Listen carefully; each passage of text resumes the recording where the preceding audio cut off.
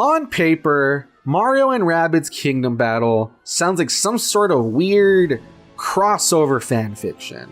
I mean, Rabbids? The weird, hyperactive, bug-eyed creatures? What business do they have hanging out in the Mushroom Kingdom, cosplaying as characters from the Mario franchise, and getting into combat involving shooting behind cover? It's the strangest idea ever that absolutely no one asked for.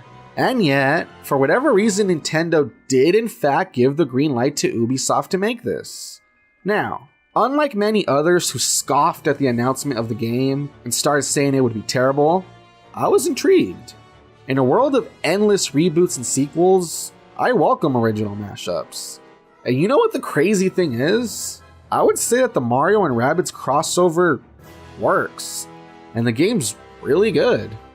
So, starting things up from the top, just how do the Rabbids end up in the Mushroom Kingdom? Seeming to acknowledge the fanfic nature of this whole thing, and running with it, we open in the basement of a genius inventor who is working on a headset named the Super Merge, that merges any two objects it targets into a single entity. As we get a look around the room, we see that the unnamed tech whiz is a young girl who is a big fan of Mario and has the room filled with Mario stuff. Of course, as soon as she leaves the headset unattended, her basement is suddenly invaded by the Rabbids via their time washing machine. After a series of hijinks, the time washing machine sucks all of the Rabbids, the girl's AI assistant Beepo, and a bunch of the girl's stuff into a dimensional vortex. As the Rabbids are being dropped across the Mushroom Kingdom, the Super Merge headset merges to the Rabbid wearing it, and in a panic, it merges a whole bunch of Rabbids with other objects.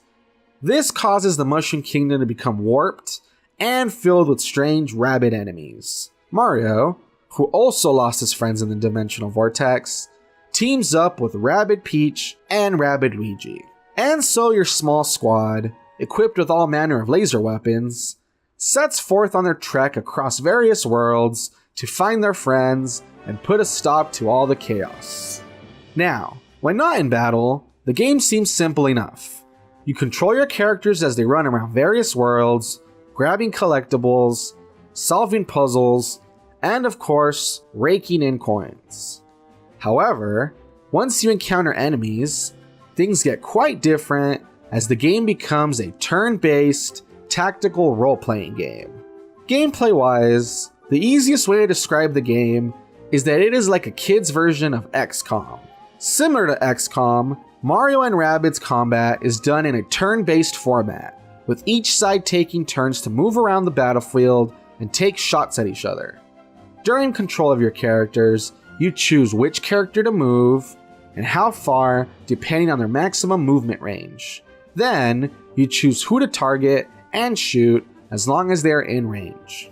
Of course, the game features cover, which reduces the chance of getting hit anywhere from 50 to 0%, though the chances of damage increase as cover becomes destroyed during battle. This applies to your characters as well, so knowing where to position yourself as you attack is vital. In addition to using weapons, characters can also use special abilities such as defense buffs, healing, damage shields, etc. As you progress through the game, you can unlock more moves and means of attack, such as being propelled by another character to move farther, damaging enemies by making a character dash into them, or close-range melee weapons. With story and gameplay out of the way, what else can I say about the game? Visually, I think the game looks really good, and that Ubisoft did a pretty nice job of bringing the characters as well as their unique version of the Mushroom Kingdom to life. In terms of humor, the jokes might not work for everyone, but I thought the game was funny enough, especially with the Mario crew usually being the straight man to the Rabbids' goofy antics.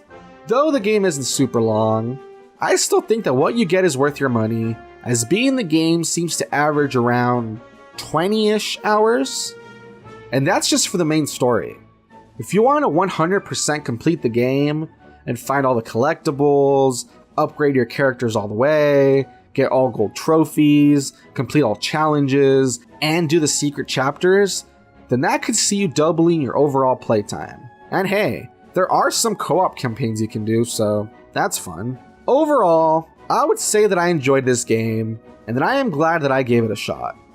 I can see why people judge it at first glance, what with it being such a strange concept and all, but I think it serves to prove the whole don't judge a book by its cover thing.